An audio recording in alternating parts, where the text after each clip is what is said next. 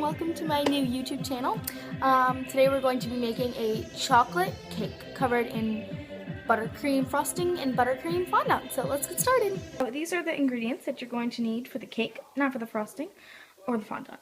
Okay, so first we're going to need 2 cups of plain white sugar, 1 3/4 cup of flour, 3/4 cup of unsweetened cocoa powder, 1½ teaspoons of baking powder, 1½ teaspoons of baking soda, 1 teaspoon of salt, 2 eggs, 1 cup of milk, any type of milk, skim, half and half, cream would work too,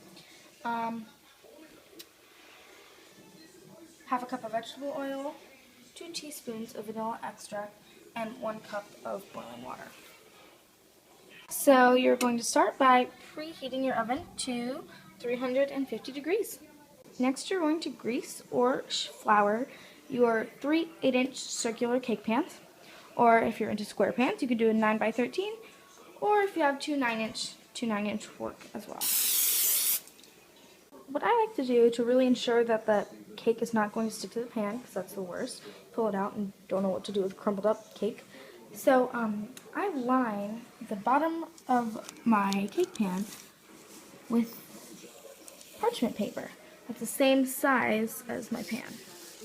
So you can just draw a line around your pan.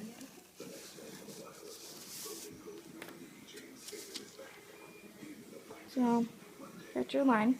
Then you're going to cut it out and lay it flat on the bottom of your cake pan. So now we've got our 3 greased and lined pans. So we're just going to set them aside until they're ready to pop in the oven. Next, in your large mixing bowl, you're going to stir together your 2 cups of sugar, your 1 3/4 cup of flour, 3/4 cup of cocoa powder, your 1½ teaspoons of baking powder, 1½ teaspoons of baking soda, and your teaspoon of salt.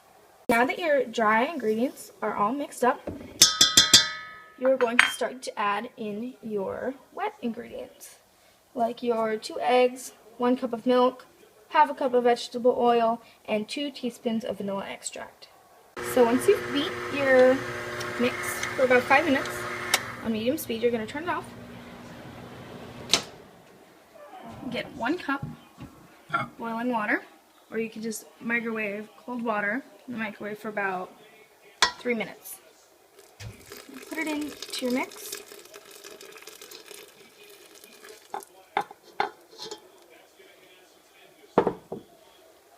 And turn it on again, and on low power this time, for about 3 minutes. Once you finish mixing, it should be very, very thin and liquidy. That's okay. We are going to spread it into our 3 pans evenly. Next, you're going to pop your cakes in the preheated oven for 30 to 35 minutes, or until they come out clean on a toothpick. Alright, so while your cakes are in the oven baking, we're going to go ahead and get started on the buttercream frosting. These are very simple ingredients. All you're going to need are 1 cup of softened butter, or 2 sticks, 3 to 4 cups of powdered sugar or confectioner's sugar, depending on the consistency of your icing. Then you're going to need about a tablespoon of vanilla, a dash of salt, and 4 tablespoons of milk or heavy cream. Okay, in a small bowl, you're just going to beat your softened butter. Once your butter has been well mixed, you're going to add your about 3 cups of powdered sugar. So you're going to mix it, but make sure you do it on low, because you don't want your powder to fly everywhere.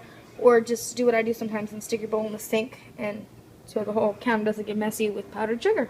Mix your powdered sugar and butter until it looks a little bit thicker than the consistency you'd want for frosting, like this. And then you're going to go ahead and add your dash of salt, your vanilla, and your milk. My buttercream frosting is perfect consistency, and I'm really glad with that. But if it's too thin, then you might want to add a little bit more powdered sugar. And likewise, if it's too thick, then you might want to add a little bit more milk or heavy cream. So now's the time, if you wanted to add color to your frosting. To do so, you can use any food coloring, gel or liquid, doesn't really matter. I'm going to go ahead and do that and then show you the finished product. So my frosting is all finished. I got it the perfect light yellow that I wanted. And also the cakes just popped out of the oven. So we got all three of them. They look beautiful. So I'm going to stand here and let them cool about 30 to 45 minutes, depending on how hot your oven gets. And then I'll let you know what to do once they're cool. So you're going to take that plate that was about the size of your cake, lay it on top, and you're going to flip over the cake onto the plate.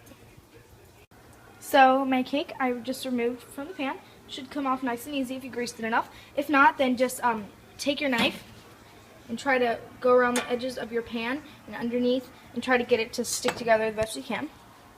But if not, there's not really a way to save it. Sorry about that. So I'm just going to take off my parchment paper and then get to the icing step. So this is how I'm going to frost my cake. I'm going to take my icing, get a big dollop of it. You want to make sure your cake is not hot or else the frosting will melt. If it is melting, then you can refrigerate it for a few minutes. So I'm going to set down the camera so I can turn my table and then show you. So as you can see, I didn't really care too much about making our frosting look nice and pretty and flat because we are going to be covering it with another cake, repeated by another cake, repeated by a layer of fondant. So we're not going to do the sides just yet. We're going to wait till all three cakes are on top.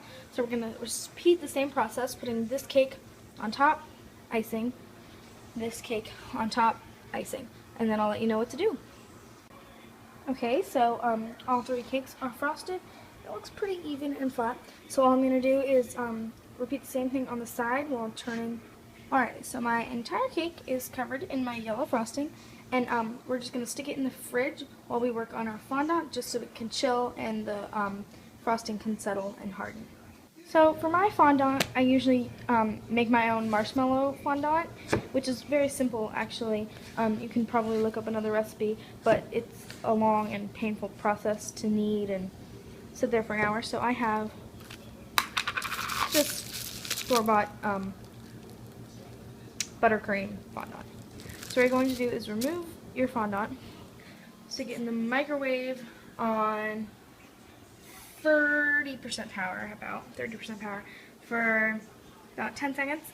You need a little bit more. And then we're just going to knead it on a powdered sugared counter. So you want your fondant to be kneadable but not too sticky, so add as much powdered sugar as required to get it to the consistency you want. So you're just going to knead until it's soft and easy to roll out.